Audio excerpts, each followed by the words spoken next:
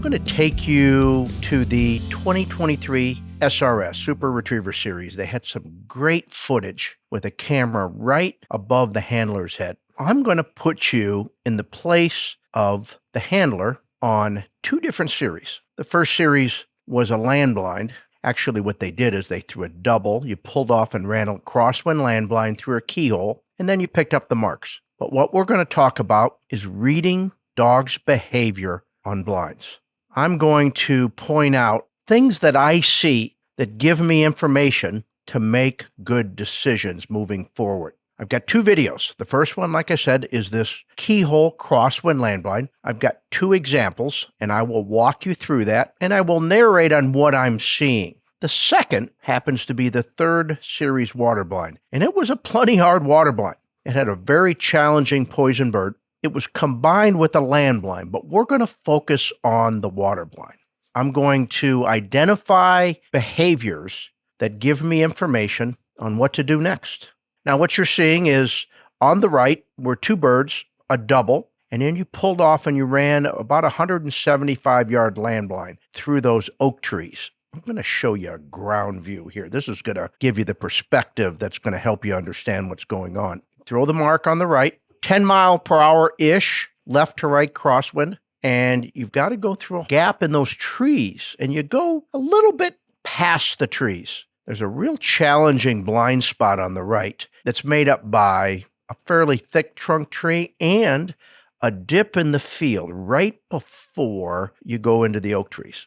So what goes on here is they throw a double on the right. For practical purposes, it's a poison bird double. Now you're going to pick up the marks, but the things I want you to look at are the dog's interest in the marks. Does he creep a little bit? Is he a little bit? And how compliant is he right here? Handler's fighting with him a little bit to get him to comply. That's your first indication. How well are they moving with you online? How cooperative are they? You notice how he tried to step up and the dog stepped a little forward and now he's standing up. That's my first warning sign that I may be in for a little bit of a struggle. All of this information is very, very valuable. You need to pay attention to it. So he kicks him off here. Gets a little bit of a left-hand line, but the dog has a little bit of a right loopy sit. Gives him a left-handed cast. Now again, there's that keyhole right over the dog's head. Left to right crosswind. You can see the wind blowing in the grass. He's given a multiple left-handed cast. Now the true line is a little bit to the right, but I've got two scallops. So first indicator, the dog was fighting me on the line a little bit. Second was maybe starting to fade with that wind.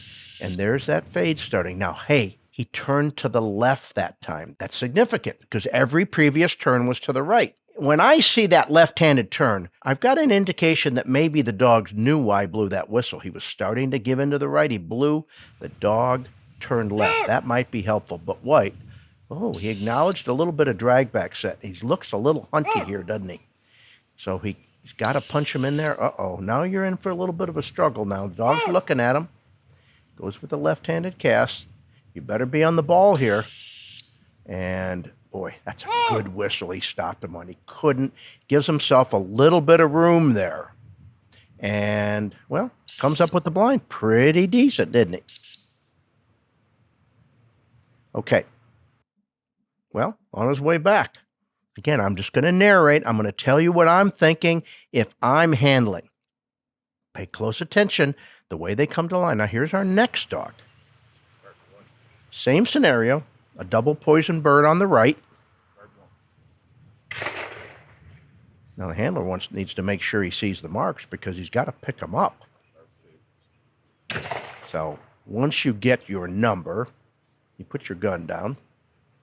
First indicator is, does the dog see he's fighting him a little bit here? Yeah. And the handler decides to move forward and not win that argument on the line. I'm not sure that would have been my move, but it's easy to look at it afterwards, isn't it? But he's got him lined up pretty well, doesn't he? He's getting ready to kick him off. And, well, he gets a reasonable initial line. Where's his move? Now, left to right wind, you see it. Poison birds are on the right. Probably a pretty critical cast here. Now, he got a left to right cast, but he's just barely on line. And a little bit of, well, let's see what happens here. Hey, you notice he's standing up? That can be trouble. That is the beginning of the erosion of behavior. See the dog standing. Is this a sign of things to come? I think it will be. So, dog is standing. You may want to blow another whistle here and make him sit and regain control. You're not far from the blind, but you're right on the edge of danger. That big oak tree on the right gives a left-handed cast and, gets behind the tree. I think he pops up on the right here, but he doesn't get the blind. And then he blows a come in, and the dog goes into a kind of a hunt mode. You can barely see the dog there, and he has to bring him in some. And you'll see the dog. He's kind of hunting his way in. Now, sometimes when you blow that come-in whistle too soon, it kind of gives him permission to hunt. But this is getting messy, isn't it? Now, in the SRS, calling him in is not the death sentence, but if this was a field trial, well, you'd be pretty much done here, wouldn't you? Well, he's going to give it another stab. And he gives a left-hand cast, and he gives himself a little more cushion here. And this time, well, comes up with the blind. He shows up a little right, but he got a little bit deeper. It was that crosswind, well, enabled him to smell the blind. He was probably 8 to 10 feet short of being in the scent cone on his first attempt. He might have survived that, but he blew that come-in whistle. The dog broke into a hunt, and it got messy. But I want you to think about, first of all, the minute you get your dog out of your truck, are they with you? Are they wanting to kind of assert their dominance? When you get to the mat, how compliant are they? Pay close attention to their attention on sit whistles. Do they sit sharply and stare at you? Or do they glance away, maybe look at the mark, maybe coast on their sit, maybe crack their tail, maybe not even sit at all and stand up? You need to pay close attention to those things because there are things you can do to salvage the situation, but you need to be aware of the warning signs. Here's our next test. We're going to focus on number 2, this water blind. You get in a little bit of a corner. Now, again, you've got 2 poison birds in this instance. Well, kind of just like you did in the previous. Boy, you get dangerously close to the second poison bird. And you'll see on the water blind that poison bird number 2 is white and sitting right at the base of the point and really, really challenging. Well, here you go. You've got the water blind. You guys just done the left-hand blind. Now, the perfect entry is just to the right of that goose decoy, right in that little slot. There's actually a little hole in the cover. And you catch a little bit of the first point. So, all right, his pace, look at his pace. Reasonable. He's getting in the water, but he's a little grabby.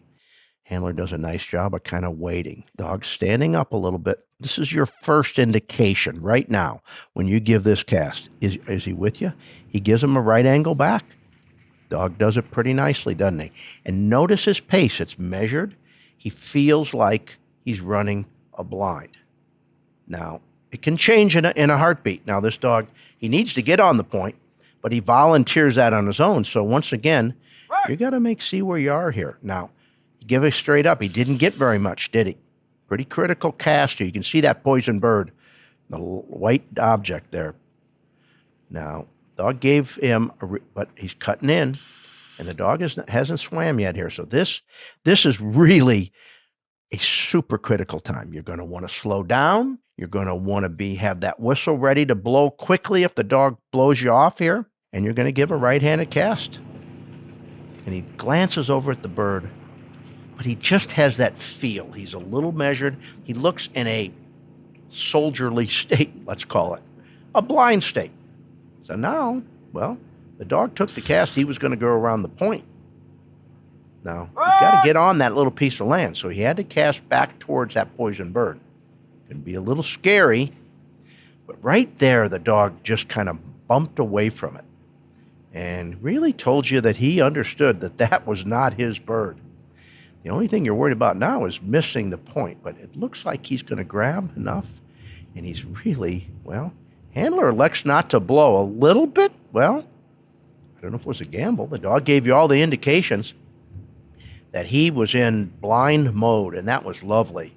And you just don't want to lose him behind the point, because Once again, you see you've got a right to left crosswind. That's a good judge's wind. You're not going to wind at the bosun bird, but the wind's going to blow you towards the bird and blow you behind the point if you're not careful. The dog is swimming. You're really studying the back of his head, his stroke pattern. You really want to watch to see for any change in behavior. Now, at this point, the dog is starting to target the back shore, and he knows he's going to get out, and he probably knows he's at about the end of the retrieve. So you do not want to let your guard down here. Good whistle there, because if he'd have continued on that line, well, he could have landed to the right of the bird, because you can see that kind of bush over his left ear is the end of the blind. And if you landed on the right, you'd be at risk of not winding it and maybe going out of control a little bit. But the handler puts him just downwind, and bingo. Very, very well done. Now our next dog, well, he doesn't do so well. He's a little ornery. He looks, his ears are back a little bit. I'm looking at his posture. He looks like he's looking out towards the water, so you don't know yet. Takes off, pretty good speed, hits the same hole, but this dog really grabs. And now he's standing up and his tail's wagging. Uh-oh, this could be trouble. And it actually turns out to be trouble, I think. But I'm a little worried now, and I'm into damage control. This is 911 time. The dog chose to grab land, and when I blew that first whistle, he didn't sit. He's cracking his tail. Is this dog in a blind frame of mind? No, he digs straight back. Handler's a little bit panicky here. Again, in the SRS, you can bring him in some, but there he goes. He finally gets a cast. How long does it last? Dog volunteers the point, gets up there on his own now. Ooh, he slips a whistle here. Clings down the shore, and boy, uh-oh. It's hard to recover from right here, isn't it? You're in real danger zone. Now, dog comes in some, stops him. He is looking at the handler, but boy, he's not really trying very hard, is he? Handler's really scrambling. Blows a good, fast whistle there. Dog comes in again a little bit. He's fighting for his life here. It's easy to really have trouble with this, and you're fighting for your life at this situation. Well, what are you going to do? You just got to have that whistle loaded.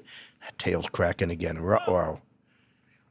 And you cast. Boy, he volunteers. He's breaking back for the bird. Now, you got him out in the water. You may be able to salvage this if you're careful. Now the dog finally decides to go by the point. A little bit. But you're not out of the woods yet. See him look at the bird there? That's really profound. Gives him another right hand.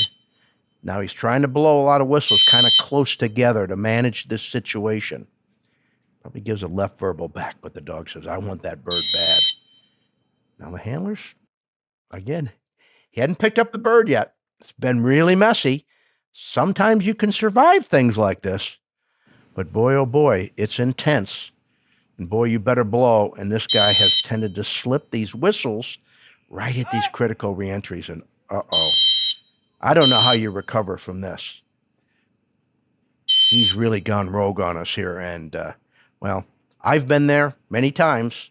It's not a good feeling. But there were some indicators early on that this is where this was headed. If you can see those coming, if you can identify the beginning of the erosion of the behavior, sometimes you can right the ship. What are some things you can do? Slow the tempo down. And see, the handlers get caught up in the excitement of the moment and they cast pretty quickly. I would urge you to slow down. Blow an aggressive whistle. That's why I like to blow a medium whistle when I know they can hear me. But when I blow that 911 whistle, I want them to feel the chill of the whistle. I want to stop them in their tracks. So the volume of the whistle and then you slowing your tempo down to force the dog to run the blind at a slower pace. Well, those are some things you can do when you're in a crisis mode like this handler happened to be. Sometimes it isn't going to matter, but I want to identify the earliest stages because if you don't let them get too developed, well, you can start out with a dog that doesn't really want to do a blind and, well, through good handling and reestablishing control, you can save the situation. And that's what you're hoping to do. This is game day stuff at its best. You can be in a great situation. You can be winning this field trial and have a situation like this, and bingo, one bad judgment, one bad mistake, and you're done. It's over. Early detection of changes of behavior, and then things you can do when you start to see that can help you survive a survival test, because that's where the great handlers come out. Not when the dog wants to run the blind. Oftentimes it's easy then. You can make a mistake and survive it. But when they're on the edge and you're staring over the cliff, that's where the good handlers come out. And that's why I want to show you how to see some of those behavior changes that tell you we better go into defensive mode if we're going to finish this. This not only is game day, this is game time. Thank you, and I've got more good footage like that coming down the road. Thanks for being here, everybody. Bye-bye.